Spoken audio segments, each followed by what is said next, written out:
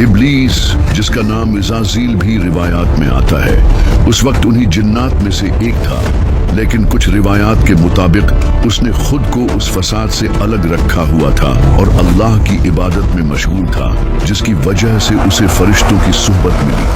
لیکن اس کی اصل آزمائش ابھی باقی تھی۔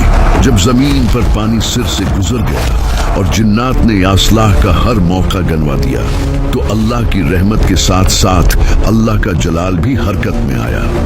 اللہ ظالم کو ڈھیل دیتا ہے، لیکن جب پکڑتا ہے تو کوئی بچ نہیں سکتا۔ زمین کو پاک کرنے کا وقت آ گیا تھا۔ اب صرف تنبیہ نہیں ہونی تھی، بلکہ ایک صفایا آپریشن ہونا تھا۔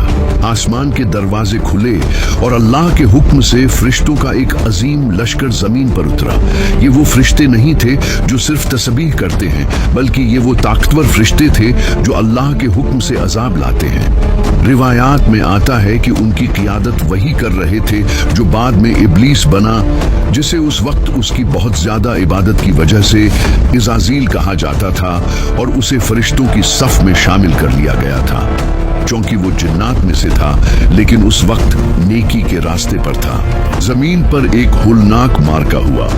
وہ جنات جو اپنی طاقت کے نشے میں خود کو خدا سمجھ بیٹھے تھے، جب ان کا سامنا اللہ کے نورانی فرشتوں سے ہوا تو ان کی ساری اکڑ خاک میں مل گئی۔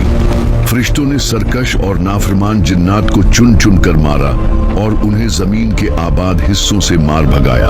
یہ جنگ اتنی شدید تھی کہ باقی بچ جانے والے جنات اپنی جانیں بچانے کے لیے ویران جزیروں، اسلینڈز، گھنے جنگلوں اور اونچے پہاڑوں کی طرف بھاگ گئے۔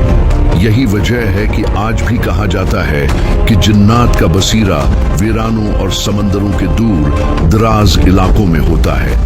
زمین کو ظالموں سے پاک کر دیا گیا۔ طوفان تھم چکا تھا۔ زمین ایک بار پھر پرسکون ہو گئی تھی۔ وہ خون اور فساد جو جنات نے مچایا تھا اسے دھو دیا گیا۔